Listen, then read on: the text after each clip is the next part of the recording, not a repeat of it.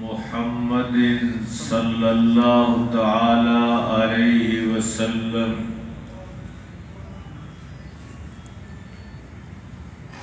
اعوذ باللہ السمیع العلیم من الشیطان الرجیم بسم اللہ الرحمن الرحیم یا ایھا الذین آمنوا اطیعوا اللہ واطیعوا الرسول ولا تبطلوا اعمالکم۔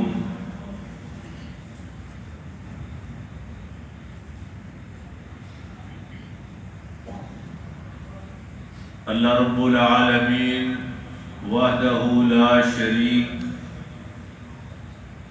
کا شکر ہے جس اللہ رب العالمین نے ہمیں عصر کی نماز جماعت کے ساتھ نصیب فرمائی۔ اللہ پاک اپنی بارگاہ میں قبول و منظور فرما کے اللہ پاک ہماری نجات کا ذریعہ بنا دے۔ بے شمار انگن درود و سلام نبی اکرم جناب محمد الرسول اللہ صلی اللہ تعالی علیہ وسلم کی ذات اقدس و مقدس پہ، جس کی اطاعت اور فرما برداری اللہ پاک نے ہم پر فرض کی ہے۔ آج کے اس مختصر درس میں نبی اکرم محمد الرسول اللہ صلی اللہ تعالی علیہ وسلم کی اطاعت، آپ کی فرما برداری پہ چند باتیں عرض کرنی ہیں۔ اللہ سے دعا ہے اللہ حق سچ کہنے کی توفیق نصیب فرمائے، پھر ہم سب کو اللہ عمل کی توفیق نصیب فرمائے۔ نبی اکرم محمد الرسول اللہ صلی اللہ تعالی علیہ وسلم، آپ کی شان بہت بلند اور اعلیٰ ہے۔ آپ تمام انبیاء کے سردار ہیں۔ جب تک آپ صلی اللہ تعالی علیہ وسلم جنت کے دروازے پہ نہیں جائیں گے تو جنت کا دروازہ نہیں کھلے گا۔ حدیث میں آتا ہے کہ نبی اکرم صلی اللہ تعالی علیہ وسلم جب جنت کے دروازے پہ جائیں گے اور جا کے آپ دستک دیں گے تو اندر سے آواز آئے گی من انتا، آپ کون ہیں؟ تو نبی اکرم صلی اللہ تعالی علیہ وسلم فرمائیں گے انا محمد، میں محمد ہوں صلی اللہ علیہ وسلم۔ تو جنت کا دربان جو ہے حارس، اس کا نام رضوان ہے، وہ فوری طور پہ دروازہ کھولے گا اور کھول کے عرض کہے گا اللہ کی طرف سے یہ حکم تھا، میں پابند تھا کہ اللہ نے مجھے حکم دیا تھا کہ جب تک محمد نہ آئے آپ نے دروازہ نہیں کھولا۔ تو ہم اس پاک پیغمبر نبی اکرم صلی اللہ علیہ وسلم کے امتی ہیں۔ آپ کی شان بہت بلند ہے، لیکن آخری جو اللہ پاک نے آپ کی شان کے بارے میں فیصلہ دیا ہے وہ یہ ہے کہ جو میرے پاک پیغمبر محمد صلی اللہ علیہ وسلم کی بات کو نہیں مانتا، آپ کے فیصلے کو نہیں مانتا، اللہ رب العالمین فرماتے ہیں فَلَا وَرَبِّكَ لَا يُؤْمِنُونَ، اے محمد مجھے تیرے رب ہونے کی قسم ہے میں اس کو مومن نہیں مانتا۔ وہ مومن نہیں ہے، اس کا ایمان نہیں۔ آقا علیہ السلام کی بات ماننا، آپ کا حکم ماننا ہم پر فرض ہے۔ کوئی آدمی ساری زندگی نفل پڑھتا رہے، نمازیں پڑھتا رہے، حج کرتا رہے، عمرے کرتا رہے، زکاتیں دیتا رہے، اگر وہ آقا علیہ السلام کی کسی ایک بات کا انکار کر دے گا، اللہ نے قرآن میں فیصلہ دیا ہے وہ مومن نہیں ہے، اس کا ایمان مکمل نہیں۔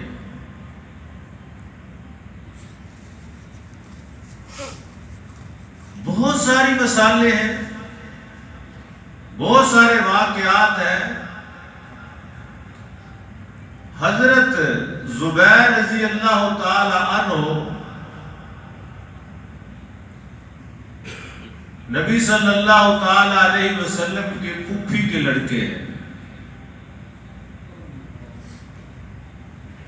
پانی کا ایک نالی آ رہی ہے، جس طرح یہ ذمہ دار لوگ جانتے ہیں، ایک انصاری صحابی کا باغ ہے، اس جو پانی کا کھال جو نالی آ رہی ہے اس کے اوپر، اور حضرت زبیر رضی اللہ تعالیٰ عنہ کا بھی باغ ہے، دونوں میں اختلاف ہو گیا۔ حضرت زبیر کہتے ہیں پہلے میرا حق بنتا ہے، پہلے میں پانی لگاؤں گا، اور وہ دوسرا کہتا ہے کہ میرا حق بنتا ہے، میں پانی لگاؤں گا۔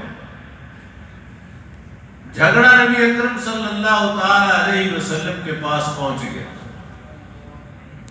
آپ صلی اللہ تعالی علیہ وسلم نے دونوں کی بات کو سنا، سننے کے بعد آپ نے یہ فیصلہ دیا کہ اے زبیر پانی تو پہلے لگا، جب تیرے باغ پورے پانی پہنچ جائے آخری درخت تک، کھجوروں کا باغ تھا، تو جلدی کرنا، پھر اپنے بھائی کو دے دینا، پھر یہ پانی لگا لے۔ اب اس نے جو دوسرا تھا اس نے سن کے پتہ کیا کہا، ہاں اس کے حق میں فیصلہ دینا تھا، یہ آپ کی پھوپھی کا جو بیٹا ہے۔ نبی صلی اللہ تعالی علیہ وسلم اس پہ سخت ناراض ہو گئے، اور اللہ کے پاک پیغمبر نے کہا اس کے یا زبیر، اے زبیر اب روک اور پانی لگا، یہاں تک کہ پانی جو ہے وہ تیرے جو کھیت ہیں ان کے جو وہ بننے ہیں ان کے اوپر سے گزر جائے، پھر چھوڑ دے۔ نبی صلی اللہ علیہ وسلم ناراض ہو۔ اللہ رب العالمین نے قرآن مجید میں یہ آیتیں نازل کر دی، فَلَا وَرَبِّكَ لَا يُؤْمِنُونَ حَتَّى يُحَكِّمُوكَ فِي مَا شَجَرَ بَيْنَهُمْ ثُمَّ لَا يَجِدُوا فِي أَنفُسِهِمْ حَرَجًا مِّمَّا قَضَيْتَ وَيُسَلِّمُوا تَسْلِيمًا۔ اے میرے پاک پیغمبر، مجھے تیرا رب ہونے کی قسم ہے، اللہ پاک نہ بھی قسم اٹھائے، ویسے بھی اللہ کی بات تو سچی ہے۔ اللہ پاک نے قسم اٹھا کے کہا کہ جو کسی جھگڑے میں تیری بات کو نہیں مانتا، اللہ فرماتے میں عرش پہ بیٹھ کے اس کو مومن نہیں مانتا۔ آقا کی جب بات آ جائے نبی صلی اللہ علیہ وسلم کی، اس کو فوری طور پہ ماننا ہے۔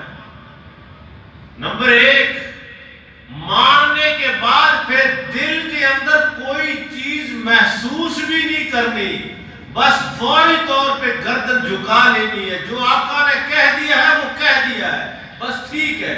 اگر آدمی بات بھی مان لی اور ماننے کے بعد اگر دل کے اندر کوئی تھوڑی بہت ہی اس نے کوئی چیز رکھی، اس کا پھر بھی ایمان مکمل ہے۔ آقا کے فرمان کی اتنی شان ہے۔ نبی اکرم جناب محمد رسول اللہ صلی اللہ علیہ وسلم نے یہ فیصلہ جو کیا تھا، اب وہ جو دوسرا تھا اس کے دل کے اندر یہ چیز آئی، پتہ نہیں پانی اب بچے گا نہیں بچے گا، وہ لگا لے گا، میری پتہ نہیں باری آئے گی کہ نہیں آئے گی۔ جب نبی صلی اللہ علیہ وسلم نے کہہ دیا تھا کہ پانی لگا کے پانی چھوڑ دینا تاکہ تیرا دوسرا بھائی وہ بھی اپنے باغ کو سیراب کر لے، اس کو یقین کرنا چاہیے تھا کہ آقا نے کہہ دیا میرا باغ سیراب ہو جائے گا۔ اس کی بھی دلیل ہے، نبی اکرم صلی اللہ علیہ وسلم ایک صحابی کے گھر میں گئے، اس صحابی کا نام حضرت رافع رضی اللہ تعالی عنہ۔ کیا کر رہے ہو؟ چل کے آقا بکرا ذبح کیا ہے اور ذبح کر کے اس کو دیگ میں ڈالا ہے، پک رہا ہے۔ آپ صلی اللہ علیہ وسلم خوش ہو گئے. آپ نے فرمایا اچھا وہ سارا ہی بکرا ڈال دیا دیر میں؟ جی آقا ڈال دیا. آپ نے فرمایا کہ اس میں سے جو دستی کا گوشت ہے نا وہ نکال کے لا. آپ صلی اللہ علیہ وسلم کو بکرے کی دستی کا گوشت جو ہے نا وہ پسند تھا. اس نے نکال کے لایا، ایک دستی تھی، نکال کے لائی، لگا کے آپ کو دی. آپ نے تناول فرمائی. آپ نے فرمایا ایک اور لا. وہ دوسری لے کے آیا، آپ نے وہ بھی تناول فرما لی. آپ نے فرمایا ایک اور لے کے آیا. کھڑا ہو گیا، مسکرانے لگا، کہنے لگا آقا بکرے کی دو ہی تو دستیاں ہوتی ہیں. آپ نے فرمایا مجھے قسم ہے اس ذات کی جس کے قبضے میں میری جان ہے، تو رکتا نہ، اگر تو جاتا تو اللہ پاک تجھے تیسری بھی دے دے. یہ کیا ہے؟ یہ میرے آقا کے فرمان، آپ کی زبان مبارک سے نکلے ہوئے الفاظ کی شان ہے. اللہ نے قرآن میں کہا ہے وَمَا يَنْطِقُ عَنِ الْهَوَىٰ إِنْ هُوَ إِلَّا وَحْيٌ يُوحَىٰ کہ میرے پاک پیغمبر کی زبان حرکت نہیں کرتی جب تک میں آسمان سے وہی نہ نازل کروں. جو آپ نے کہہ دیا وہ ہو کے رہے گا. ایک اور بات سنا کے میں آپ کی توجہ کسی جگہ پہ لے کے جانا چاہتا ہوں. جنگ کا موقع ہے، نبی اکرم محمد رسول اللہ صلی اللہ علیہ وسلم کے صحابہ کرام لڑ رہے ہیں اللہ کو راضی کرنے کے لیے، اللہ کو خوش کرنے کے لیے. دشمنوں کے ساتھ مقابلہ ہو رہا ہے. آپ نے پاس ایک صحابی آیا، کہنے لگا آقا فلاں آدمی نے آج جنگ میں بہت اچھا کردار ادا کیا، آج اس نے دشمنوں کی صفوں کو الٹ کے رکھ دیا ہے، بہت سارے کافروں کو مارا ہے، آج اس نے جوان مردی کے وہ جوہر دکھائے ہیں، شاید آج پوری جنگ کا کریڈٹ اسی کے نام جائے گا. بار بار اس کی تعریف کر رہا ہے. میرے پاک پیغمبر محمد رسول اللہ صلی اللہ تعالی علیہ وسلم نے فرمایا جنگ تو اس نے واقعی بہت لڑی ہے لیکن جائے گا جہنم میں. صحابی کہتا ہے میرے جسم کی اعضاء ٹھنڈے ہو گئے. آپ نے کیا ارشاد فرما دیا؟ صحابی ہے، نمازیں پڑھتا رہا ہے، ہمارے ساتھ آیا ہے، میدان جنگ ہے، لڑا بھی بہت ہے، جہنم. کہتا ہے میری ساری توجہ اس کی طرف مبذول رہی، میں نے صرف اسی کی نگرانی شروع کر دی، دیکھو یہ آخر کیا کام کرتا ہے. جب ختم ہو گئی، پہلے تو وہ لڑتا رہا لیکن جب شام ہوئی زخم جو تھے وہ پہلے گرم تھے اب ٹھنڈے ہو گئے. جب ٹھنڈے ہوئے اسے برداشت نہ ہوئے، ایک پہاڑ کی اوٹ میں گیا، تلوار کو یہاں پہ رکھ کے تلوار پہ جھول کے خودکشی کر دی. صبر نہ ہو سکا. اب وہ دوبارہ نبی اکرم صلی اللہ تعالی علیہ وسلم کی خدمت میں آتا ہے. بخاری شریف کی یہ حدیث ہے اور آگے کہتا ہے اشہد اللہ الہ الا اللہ و اشہد ان محمد رسول اللہ. آقا نے فرمایا یہ کلمہ دوبارہ کیوں پڑھ رہے ہو، کیا وجہ ہے؟ تو مسلمان ہے، تو مومن ہے، کلمہ کیوں پڑھ رہا ہے؟ کہنے لگا آقا دو وجہ سے پڑھ رہا ہوں. ایک تو جب میں نے اس آدمی کا نام لے کے اس کی بات کی تھی، آپ نے کہا تھا کہ وہ جہنم میں جائے گا، میرے دل کے اندر خیال آیا یہ کیا ہو گیا. مجھے فوری طور پہ آپ کی بات کو سن کے عمل کر لینا چاہیے تھا. میرے دل کے اندر تھوڑا سا خلش تھا، ذرا یہ کیوں ایسے کیوں ہوگا، آقا نے کیوں فرما دیا، مجھے کیوں نہیں کہنا چاہیے تھا. میں نے زبان سے کچھ نہیں کہا، دل کے اندر خیال آیا. نمبر دو جو آپ نے کہا تھا وہ سچ ثابت ہوا. میں اس کو دیکھتا رہا ہوں، اس نے آخر میں جا کے خودکشی کر لی ہے. اور آپ کا فرمان ہے جو آدمی خودکشی کرتا ہے وہ کیسے بھی عمل کرے خودکش جہنم میں جائے گا، اور وہ اتنا بڑے عمل لینے کے باوجود بھی جہنم میں جائے گا. اس لیے میں نے کلمہ پڑھا دوبارہ اپنی ایمان کی تجدید کے لیے اور آپ کی زبان کو سچا ثابت کرنے کے لیے. اشہد ان لا الہ الا اللہ و اشہد ان محمد رسول اللہ. میرے عزیز بھائیو، آقا کا فرمان، اللہ رب العالمین فرماتے ہیں وَمَن يُشَاقِقِ الرَّسُولَ من بعد ما تبین له الهدى وَيَتَّبِعْ غَيْرَ سَبِيلِ الْمُؤْمِنِينَ نُوَلِّهِ مَا تَوَلَّى وَنُصْلِهِ جَهَنَّمَ وَسَاءَتْ مَصِيرًا۔ جب آقا کا فرمان آ جائے، جب آپ کو فیصلہ کر دے، پھر چونکہ چراغ کے یہ کہ وہ کہ نیت یہ وہ کسی کا کوئی دخل نہیں ہونا چاہیے۔ آقا نے فرما دیا ہے، فوری طور پہ ہم شروع کریں۔ اب ہم پیٹ پیٹ کے تھک گئے ہیں، آقا کا فرمان سناتے ہیں آپ کو کہ جب صبح یا کوئی بھی فرضی نماز کھڑی ہو، نماز نہیں ہوتی ہے، نبی صلی اللہ علیہ وسلم نے فرمایا اذا اقیمت الصلاۃ المکتوبہ، جب فرضی نماز کھڑی ہوتی ہے، پھر کوئی نماز نہیں ہوتی ہے، ہم آقا کا آپ کو فرمان سناتے ہیں، لوگ دھڑا دھڑ پیچھے سنتے پڑ رہے ہیں۔ اپنی عقل، اپنی سوچ، اس کا دین کے اندر کوئی دخل نہیں ہے۔ جب آقا کا فرمان سنا دیا، ہاں آپ کا یہ حق ضرور بنتا ہے کہ آپ ہمیں آ کے پوچھ سکتے ہیں کہ مولانا صاحب یہ جو مسئلہ بیان کیا ہے یہ کہاں پہ لکھا ہے، قرآن سے دکھاؤ، نبی صلی اللہ علیہ وسلم سے دکھاؤ۔ جب ہم دکھا دیں پھر عمل کرنا چاہیے، پھر اپنی عقلیں نہیں اڑانی چاہیے۔ کتنی دفعہ کہا ہے سجدہ 7 جگہ پہ ہوتا ہے، میں اکثر بندے ابھی بھی دیکھتا ہوں، جان بوجھ کے پیچھے رہ جاتا ہوں کہ دیکھیں اب بھی وہ سجدہ صحیح نہیں کرتے، ان کے پاؤں جو ہے یا پیچھے سے وہ کھیل رہے ہوتے ہیں، یا ایک ٹیڑھا ہوتا ہے، ایک ادھر ہوتا ہے، ایک ادھر ہوتا ہے۔ جب میرے پاک پیغمبر کا فرمان آ گیا پھر کیوں نہیں عمل کرتے؟ نبی صلی اللہ علیہ وسلم نے فرمایا 7 اعضاء پہ سجدہ ہوگا تو سجدہ ہوگا، ورنہ سجدہ نہیں ہوگا۔ جب سجدہ نہیں ہوگا وہ نماز نہیں ہوگی۔ ایک یہ تمہارا ناک اور پیشانی، ایک 2 ہاتھ، 3 2 گھٹنے، 5 اور 2 پاؤں کی انگلیاں ملی ہو کے یہ اندر قبلے کی طرف مڑی ہو۔ اکثر پاؤں کی انگلیاں خراب ہوتی ہیں، غلط ہوتی ہیں۔ نبی صلی اللہ تعالی علیہ وسلم کا فرمان ہے جس کی شلوار یا کپڑا جو بھی ہے اس کے ٹخنوں سے نیچے ہوتا ہے، اللہ تعالیٰ اس کی طرف نظر رحمت سے نہیں دیتا۔ سب سے زیادہ اللہ اس کے اوپر غصے میں ہوتا ہے۔ کچھ روایات میں آتا ہے کہ ان کا وضو ٹوٹ جاتا ہے، وہ حرام کام کر رہا ہے، نہیں مانتے۔ کیوں نہیں مانتے؟ کیوں اپنی نگہ عقلیں دوڑاتے ہو؟ کیا تکلیف ہے، کیا پریشانی ہے؟ آئیے میرے پاک پیغمبر کے فرمان عالی شان، اس کو ذہن میں جگہ دو کہ میرے آقا کا فرمان کتنا اہمیت کا عمل ہے، کتنا اہم ہے، کتنا ضروری ہے۔ نبی اکرم صلی اللہ تعالی علیہ وسلم نے جمعرات کو کسی ضروری مہم کے لیے، ضروری کام کے لیے ایک صحابہ کرام کا قافلہ تشکیل دیا اور آپ نے فرمایا کہ تم صبح نماز پڑھو اور نماز پڑھتے ہی نکل جاؤ، فلاں جگہ پہ پہنچ جاؤ۔ صحابہ کرام رضوان اللہ تعالی علیہم اجمعین نے رات بھر تیاری کی، صبح نماز پڑھی، نماز پڑھ کے اپنی اپنی سواریوں پہ بیٹھے اور وہ اپنی مہم پہ جہاں پہ نبی صلی اللہ علیہ وسلم نے بھیجنا تھا وہ چلے گئے۔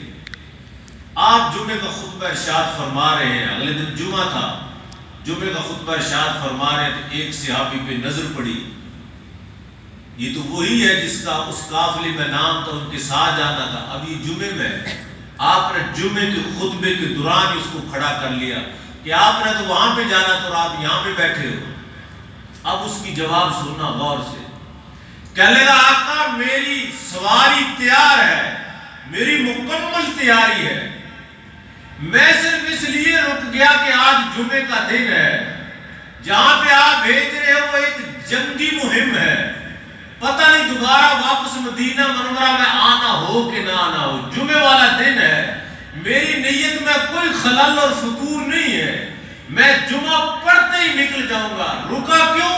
صرف اس لیے رکا کہ مدینہ منورہ ہے، مسجد نبوی ہے، آقا علیہ السلام جمعہ پڑھائیں گے، میری نیت یہ ہے کہ میں جمعہ پڑھ دوں، پتہ نہیں دوبارہ نصیب ہوگا کہ نہیں ہوگا، میں جمعہ پڑھنے کے لیے رک گیا ہوں، جمعہ پڑھتے ہی میری سواری تیز ہے، میں ان کو راستے میں جا لوں گا، مجھے راستے کا بھی پتہ ہے، بس میں اس لیے رکوں، آقا جمعہ پڑھتے ہی چلا جاؤں گا۔ اب نیت میں کوئی فتور نہیں ہے، کوئی خلل نہیں ہے، لیکن میرے پاک پیغمبر نبی اکرم صلی اللہ تعالی علیہ وسلم نے فرمایا اے میرے صحابی تیری نیت بے شک صحیح ہے، بے شک ٹھیک ہے، لیکن جو میرا حکم مانتے صبح چلے گئے ہیں نا، اب تو زندگی بھر جتنا مرضی عمل کرتا رہا ہے، سونا خرچ کرتا رہا ہے، جو مرضی کرتا رہا ہے، اب تو ان کے ثواب کو نہیں پہنچ سکتا۔ جو چلے گئے ہیں میری بات مان کے، انہوں نے جمعہ بھی نہیں پڑھا، وہ چلے گئے ہیں، اب تو جو مرضی کرتا رہا ہے تو ان کے ثواب کو نہیں پہنچ سکتا۔ یہ خالی نعرے لگانے، غلامی رسول میں موت بھی قبول ہے، عمل کوئی نہیں کرنا۔ عمل کرو، عمل جب آقا کا فرمان آ جائے فوری طور پہ اس کے اوپر عمل کرو۔ اپنے بچوں کو بھی یہ تعلیم دو کہ میرے بچوں، اللہ اور اس کے رسول کی جب بات آ جائے پھر کسی کی بات نہیں چلتی۔ جب آقا دو جہاں محمد رسول اللہ صلی اللہ تعالی علیہ وسلم نے جو فرما دیا ہے، جب اس کی بات آ جائے پھر میرے بچوں پھر کسی کی بات نہیں چلتی۔ اپنے آپ کو بھی ڈھالو کہ آقا علیہ السلام کس طرح بیٹھ کے کھانا کھاتے تھے، آپ کس طرح پانی پیتے تھے، آپ لیٹتے تھے تو آپ دائیں کروٹ میں یہ ہاتھ ایسے نیچے رکھ کے قبلے کی طرف منہ کر کے لیٹتے تھے۔ یہ ساری باتوں پہ عمل کرو۔ اللہ رب العالمین فرماتے ہیں میں تمہاری زندگی بہترین کر دوں گا، میں تمہاری تمام مشکلیں آسان کر دوں گا، میں تمہارے لیے جو مشکلیں ان سے نکلنے کے راستے آسان کر دوں گا۔ اللہ کا حکم کیا ہے؟ اللہ نے فرمایا حکم یہ ہے کہ میرے رسول کی بات کو مانو، میرے پاک پیغمبر کی بات کو مانو۔ غمی اس طرح ہی کرو جس طرح میرے پاک پیغمبر نے کی، خوشیاں اسی طرح کرو جس طرح نبی اکرم محمد رسول اللہ صلی اللہ علیہ وسلم نے کی۔ ہر کام میں آقا کے فرمان کو اپناؤ۔ ہم کیا کرتے ہیں؟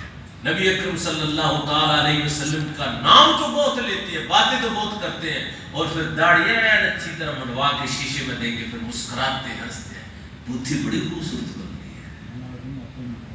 آپ ہی منڈا کرنا سکتا کرنا، میں آپ ہی کام کرنا کسی کو نہیں کرنا۔ تو اس میں مسکرانا نہیں چاہیے، شرم آنی چاہیے، شرم ڈوب جانا چاہیے کہ مجھ سے اتنا بڑا گناہ ہو رہا ہے اور میں خوش ہو رہا ہوں۔ ایمان اندر سے بول کے کہے کہ میں کتنا بڑا گناہ کرتا ہوں، ابھی تک اللہ نے مجھے یہاں تک ہدایت نہیں دی۔ نبی اکرم محمد رسول اللہ صلی اللہ تعالی علیہ وسلم کی فرما برداری اور آپ کے حکم، واللہ ٹائم زیادہ ہو جائے گا۔ نبی اکرم صلی اللہ علیہ وسلم جب فتح مکہ والے دن مدینہ منورہ سے نکلے، آپ کو پتہ چل گیا وحی کے ذریعے کہ ایک عورت ہمارے تمام خفیہ جو یہ راز ہے جو ہم نکل رہے ہیں جنگی رات، وہ لے کے مکہ کی طرف جا رہے ہیں۔ آپ صلی اللہ علیہ وسلم نے حضرت علی رضی اللہ تعالی عنہ اور ایک اور صحابی کو بھیجا اور آپ نے وہ جگہ بتائی کہ ایک باغ کے قریب تمہیں عورت ملے گی، اس کے پاس ایک خط ہے، وہ لے لینا، لے کے اس عورت کو بھی گرفتار کر کے واپس لے۔ حضرت علی رضی اللہ تعالیٰ عنہ اور ایک اور صحابی وہاں پہ پہنچے، اس عورت کو مل گئی، اس کو کہا بتا تیرے پاس جو وہ خط ہے وہ خط دے۔ وہ کہنے کہ میرے پاس تو کچھ بھی نہیں۔ اس کی سواری پوری مکمل اس کی صفائی لے گی، وہ کہیں سے نہیں مل رہا۔ دوسرا کہنے لگا کہ شاید یہ نہ ہو، اب بیچارے کی سارا سامان کی تو تلاشی لے لیے، نہیں مل رہا، نہیں ہوگا اس کے پاس۔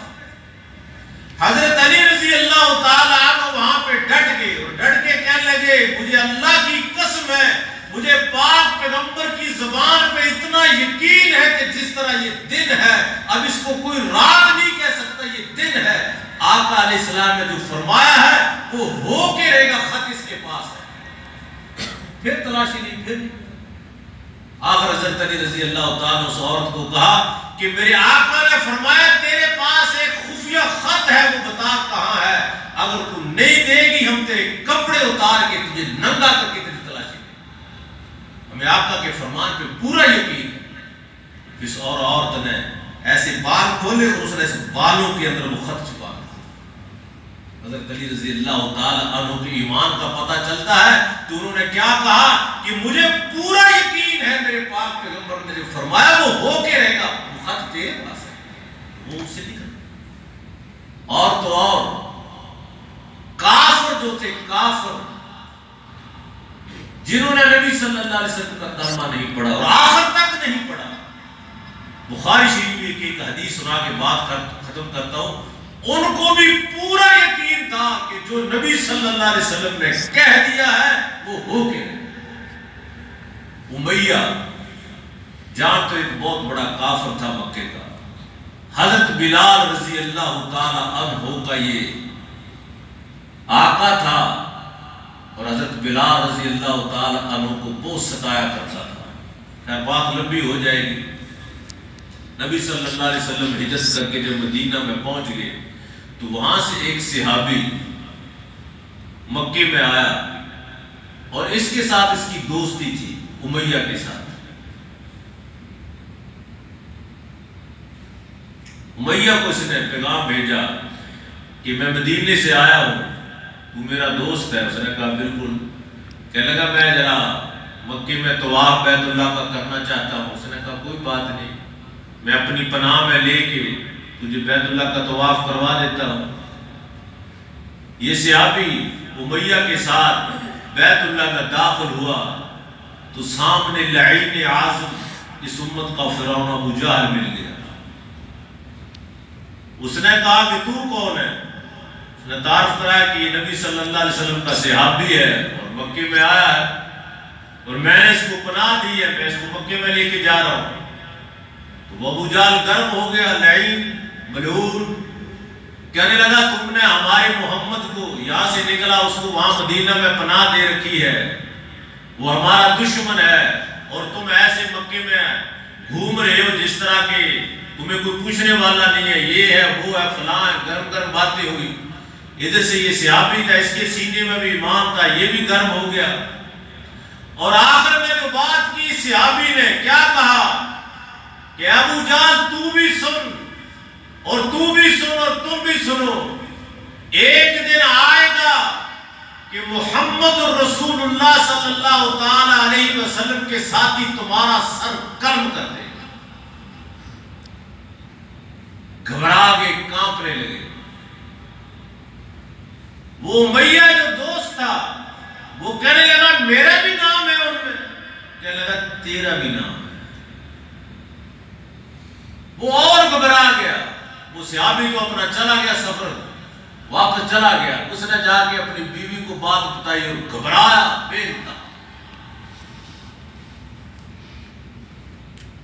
اپنی بیوی کو بات بتائی کہ وہ جو میرا دوست تھا نا یثربی، مدینہ کو یثرب کہتے، وہ یہ کہہ گیا، اس میں میرا بھی نام ہے کہ محمد صلی اللہ علیہ وسلم ایک ٹائم آئے گا، آقا نے فرمایا ہے کہ ہم تمہارے سر قلم کریں گے۔